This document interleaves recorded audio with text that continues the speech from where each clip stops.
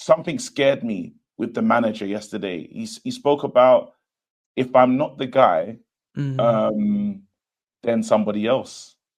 And obviously, I'm a fight fan, yeah. And if I hear a boxer talk about retirement before a big bout, nah, that's dangerous. You're not allowed to doubt yourself in that moment. And if you are doubting yourself, that's got to be internalized. You can't put that out there.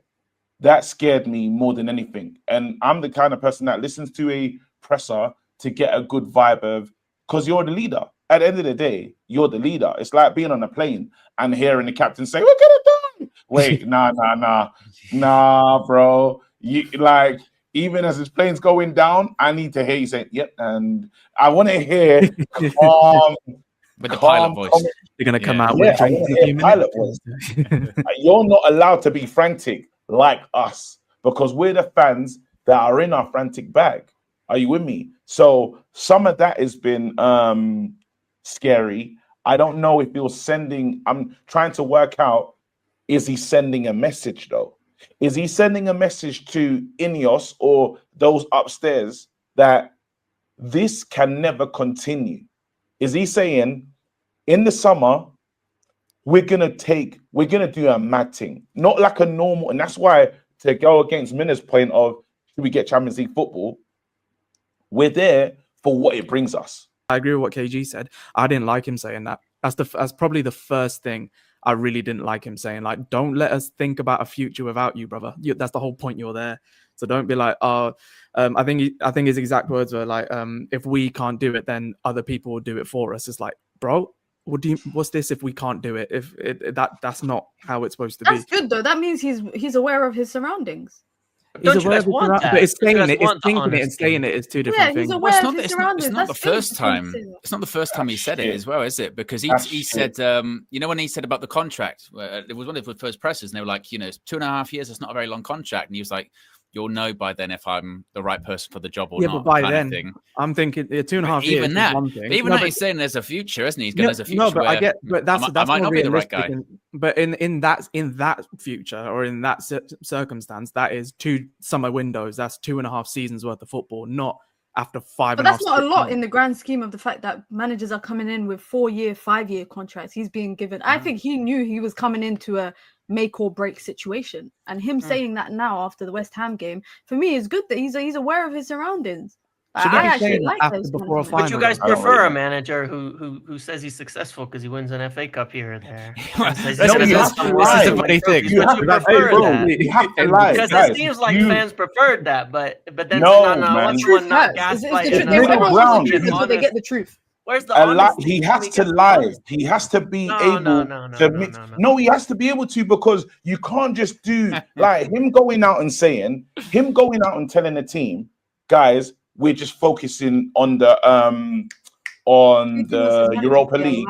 Has had an impact on the team. You don't say that. Like, you're not throwing that out there, because guess what? Subconsciously, I'm not gonna work as hard. When what was the biggest slip is, you see, when we lost the game and then Garnacho post Thursday, he knows mentally, I don't have to go as hard as I need to.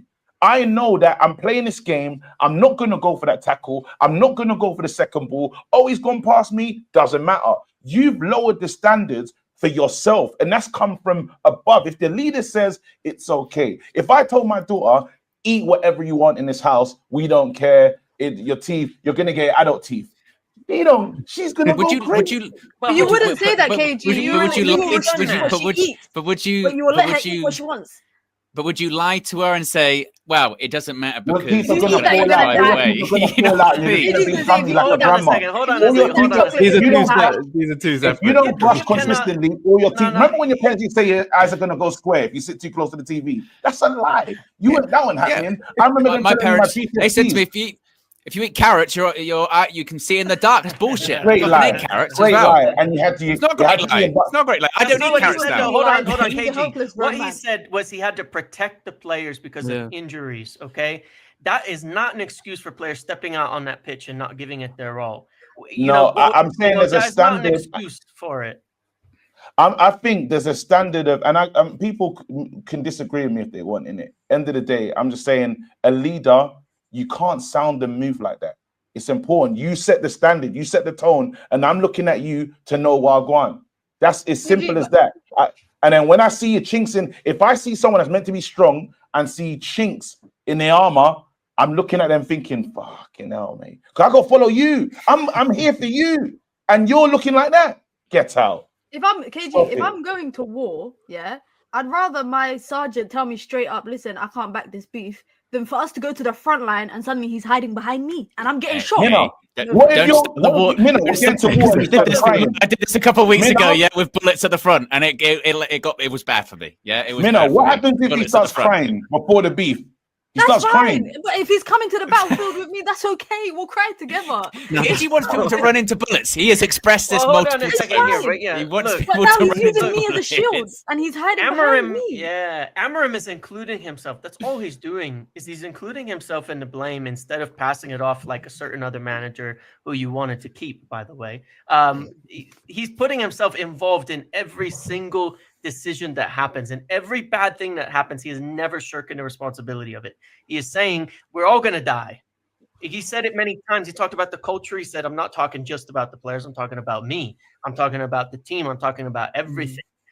There's that old picture that used to go around the internet of a leader, right, who stands on the pulpit and is yelling at everybody to go, and the guy who's standing with them in the front of them, taking the heat himself and pulling with them, right?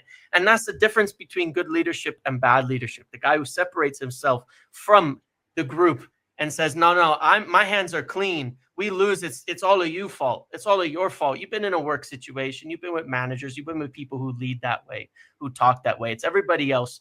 They're not included in that. And you've been in the guy that says, if we fail, I fail, right? If we're shit, I'm shit. If we're not better, I got to go. That's the right way to lead. That's the right way to take responsibility. So why didn't the fans then think that, James? Because this was what I was saying this morning.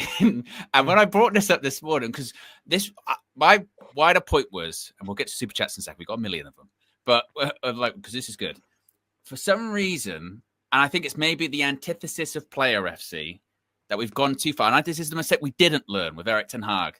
We want managers to work so badly that they become this mythic, demigod-like figure whereby they cannot do any wrong.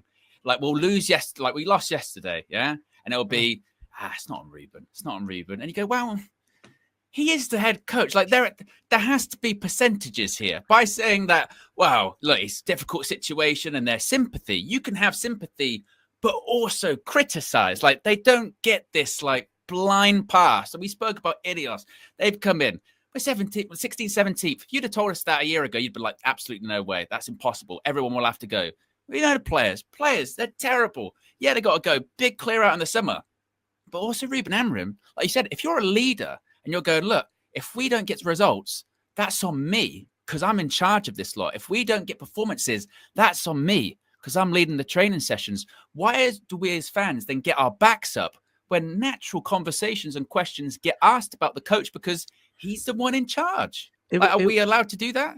Yeah, I of course you are. But it wasn't really that. It was, but it was the statement of because we know what the case is. Like we know that, and also we're not gonna act like there's certain this whole club has been built under people who would say one thing to the media and one thing behind closed doors. So it's like you can say that shit behind closed doors, Ruben. You can get these players to give you a reaction. You can punch up whatever TV you punched up in halftime at Old Trafford against Bilbao. I don't know what you did to your knuckles, but you can do all of that. However, to come out 9 days before the Europa League final and say, maybe just planting the seed of doubt that maybe you're not the guy, because these players, for one, but everybody's thinking it.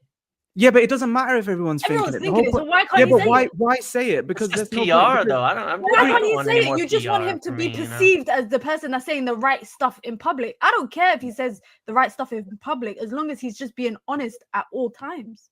If he came out and gaslit you and he says, oh, yeah, the situation's bad, but I'm trying my best, guys.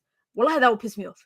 That would piss me off. I get that. But he's not, first of all, he's not doing that. He hasn't been doing that. And I haven't disagreed with anything he said up until this point, which has been exactly that. He's been accountable to it. He said, I'm the coach, I'm this, I'm that. It was gearing us up for a life moving on, if after 6 months in charge, after saying all the stuff about what you want to do, what your philosophies are, your long-term thinking, to then having that. And the timing and everything, I'm sorry, I think it's just wrong. I don't understand it, because you're supposed to be, this is supposed to be the time, even though it's been a horrible season. We all know everything else. We don't need Ruben to tell us this. We know. We need Ruben actually to be like, okay, it's crap now. We see that. We're not dumb. What happens now? Like, we've got this big thing coming up. What happens now? And the focus has just, and all I've heard, and he's even been accountable in saying, like, even if we win it, it doesn't change anything because there are other things. Yeah, I got you. Cool. But then when you start getting asked about winning it and stuff, it's like you're then thinking you might not be the guy. Like, I don't want to hear that. We've been built on, the best managers haven't had to lie. There is a complete difference between allowing it to be us against the world and then lying just to look good. Every single team that has been built on solid foundations from the manager and the dressing room, it's us against the world mentality. We're losing. We've lost that for years, and we're losing that even more. I don't want Ruben to be that guy. And he's an emotional guy. He probably said it, heat of the moment. I get it. He looked more pissed off than any of us could ever be in that particular moment. But it's like that. I just don't think it's the right thing to say. Like, we'll agree to disagree. Right. I just don't think it was right to say. Lied to players as well. Let me get the super chat. What if Fergie lost? But that's Fergie, like, instead of winning. No. Oh, let me get the super chat. Let me get the super chat. Peter says he'll turn it around, believe. Like Mike says, so are you player FC or manager FC, KG? Hold that thought. Or headers in your hand. It's fucking stupid. It's so fucking stupid. It's like, what's stupid? What's stupid? Oh, you swore now. You didn't want to swear before. Yeah, I was going to say. So much of it is stupid, guys. So much of it is dumb. Like, when you use these massive, like, I speak about lying,